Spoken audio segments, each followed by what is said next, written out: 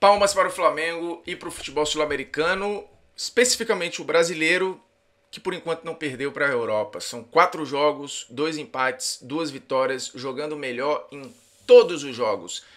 E nesse jogo do Flamengo em específico, você acha que teve a união de um pouco de tudo, porque tivemos o resultado, um placar mais elástico e uma atuação que foi do começo ao fim superior, mas não só na estratégia, na execução, mas na forma, no visual, na beleza do jogo. O Flamengo jogou e jogou muito contra o Chelsea do início ao fim. A escalação do Felipe Luiz deixou muito claro que a prioridade era um time para preencher campo, que pudesse correr mais rápido para trás, que pudesse ter mais vigor físico nos duelos, a manutenção do Ayrton Lucas na esquerda, a escolha do Danilo na zaga, do Wesley na lateral direita e do Plata no ataque. Todas essas escolhas tiveram como um único objetivo aquilo que demandava o jogo. E é uma característica do Felipe Luiz, né? Avaliar jogo a jogo, adversário por adversário, fazer um estudo muito minucioso do que aquele jogo exige. E o jogo contra o Chelsea pedia isso do Flamengo e o Flamengo entregou isso e muito mais, porque o controle das ações com e sem bola foi todo do Flamengo o tempo inteiro, né? A qualidade do jogo foi muito mais legal de ver o Flamengo jogar do que o Chelsea. O Chelsea, inclusive, abusou da tentativa de intimidar fisicamente o Flamengo, né, com muita falta acima do tom, cartão amarelo em excesso e um cartão vermelho muito justo. As mudanças no segundo tempo também foram muito mérito do Felipe Luiz, numa leitura muito precisa e colocando o seu na reta, né? Porque quando ele tira o Arrascaeta, muita gente torceu o nariz, porque o Arrasca é muito decisivo, faz uma das temporadas mais goleadoras da carreira e o Felipe Luiz tira, mas ele estava sumido no jogo naquele momento e para colocar o Bruno Henrique, você tinha que fazer uma escolha ali, até por uma questão física do BH, de intensidade. Para manter o Bruno Henrique e o Arrascaeta no jogo, teria que ser um contexto muito específico. Naquela hora, o jogo pedia muito mais que saísse o Arrasca, entrasse o Bruno Henrique, e aí veio o bônus do Bruno Henrique não só fazer o gol do empate, como dar a assistência do gol da virada, e o caminho depois ficou desenhado para o 3x1. O 3x1 acho que diz muito mais o que foi o jogo do que se fosse 1x0 ou um 2x1. O Chelsea faz 1x0 ou acha 1x0 num erro barra azar do Wesley, né, que tenta tocar uma bola de primeira, a bola volta, bate que rebate, bate de novo, ele ainda quase consegue tirar com a cabeça, e aí o Pedro Neto acelera e não deixa ninguém chegar nem perto, né, para fazer um 1x0. O Chelsea é um time que em vários momentos joga muito no erro do adversário, teve algumas oscilações na temporada, é verdade, mas tem muito talento. E quando o Flamengo deu esses espaços, uma ou duas estocadas no primeiro tempo, o Chelsea gerou problema, no segundo tempo a mesma coisa, mas assim, tudo muito a conta gotas, não teve volume, não teve continuidade, não teve pressão, o Chelsea não teve nem domínio no meio campo, o Enzo teve dificuldade para jogar, o Caicedo não teve paz para fazer a saída de jogo e para fazer aquele pêndulo que ele faz o jogo todo, né, indo na direita, vindo na esquerda, estando no meio toda hora, muito vigor físico. O Flamengo coletivamente fez um jogo fantástico e jogou.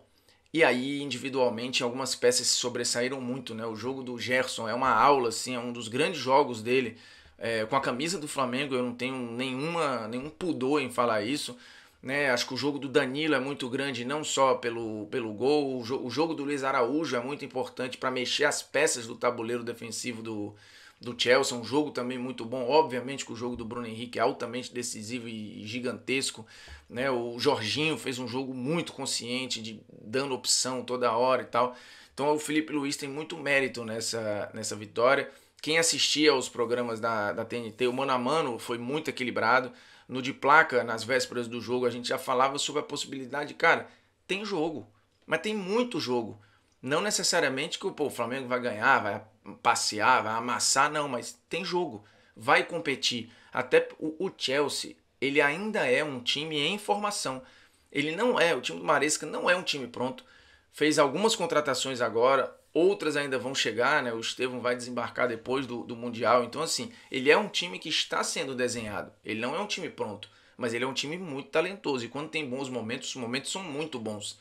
E o Flamengo não permitiu que o Chelsea tivesse esses momentos. Aí você vai falar, mas o Maresca colocou um time mexido, um time misto. A espinha dorsal dos melhores estavam ali, ou dos mais constantes, né? Pelo menos metade estava ali.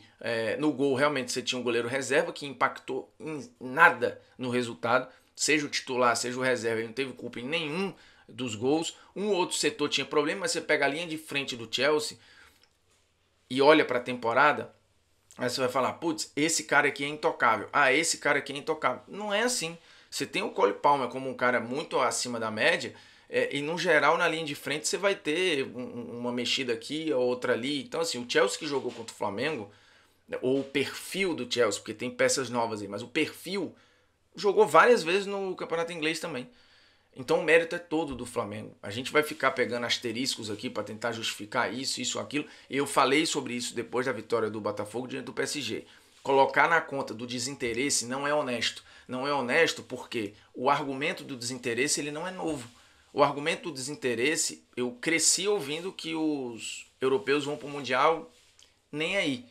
E mesmo assim a gente estava perdendo há 13 anos que a gente não conseguia ganhar um jogo oficial dos europeus, com ou sem interesse. Então, esse discurso eu não compro.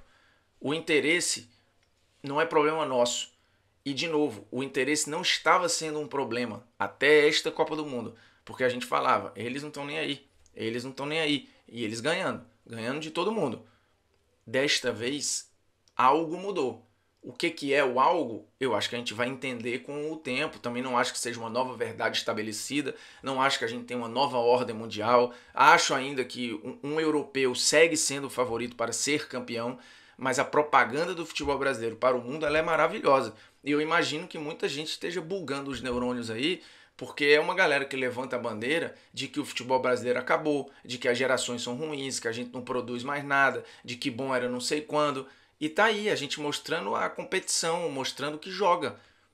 Não necessariamente que vá ser campeão. Até de novo, eu não acho que esse seja o caminho mais lógico. Apesar da Copa do Mundo estar mostrando que a lógica aí não impera muito.